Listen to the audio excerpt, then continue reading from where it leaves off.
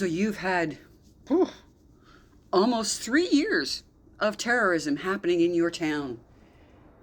Oh, what are you going to do? Well, you're going to ignore it and ignore it and ignore it until the U.S. consulate gets shot at. Over the same problem that all the previous terrorist issues were about, Jews. But you won't acknowledge that the terrorists you've allowed into Canada are targeting, harassing, attacking Jews. So we have, a new police force specifically to deal with terrorism, but not with any specific one issue, because we are talking about people who, when a synagogue gets shot at, have reporters saying, what about Islamophobia? You get ambulances that have arson committed upon them to destroy them from a volunteer Jewish ambulance service, which, by the way, terrorist sympathizers, if you called them, unlike Jews who have to worry about people in medical buildings that have threatened to not only not treat us, but to openly kill us, we would take you to the hospital of your choice, no charge. And you would be safe the whole trip, which is not something any Jew can say right now. But it's not about Jews. Remember that, it's not about Jews. So why are you banning protests? Well, because they're not actually protests. Protests are peaceful. You may have one or two assholes in there that commit vandalism or are just basically being jerks, but for the most part, a protest is peaceful.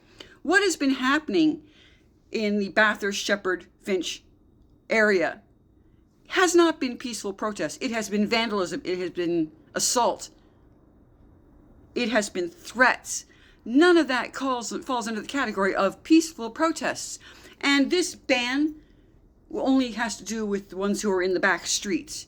If you happen to be, in an apartment building that's on a main street, well, that just sucks for you, doesn't it?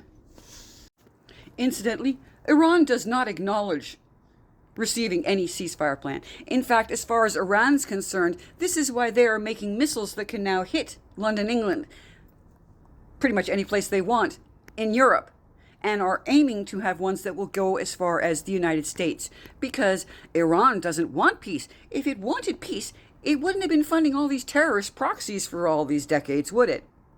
Oh, sorry. Bringing logic into your terrorist sympathizing thoughts. Silly of me.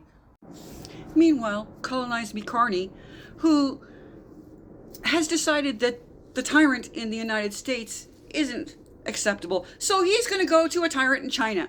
And, is it an error to bring up the continual human rights violations that China does? Are you upset, Colonize Me Carney, with your new business partners behaving the way the terrorists you let into the country do? Like that one guy who got off a plane and went straight to a hate rally in Toronto, because it's not like Canada hasn't already admitted it has hundreds, if not thousands, of these terrorists in our country. We even got the tyrant in training, Doug Ford, saying, yeah, there's probably sleeper cells in Ontario. Well, no shit, it's the most populated province in the country. You think there are probably cells in Ontario? And please, bear this in mind. We have no defenses against Iranian ballistic missiles. Bearing in mind that the cluster bombs that Iran has been using are illegal. They're against international law. You haven't heard jack shit about the fact that Iran is targeting civilian areas with cluster bombs. But you all wanted to accuse Israel of targeting Gaza with the same sort of thing. So again, we come back to the fact that you only like a Jew when it's dead or when you can pity it.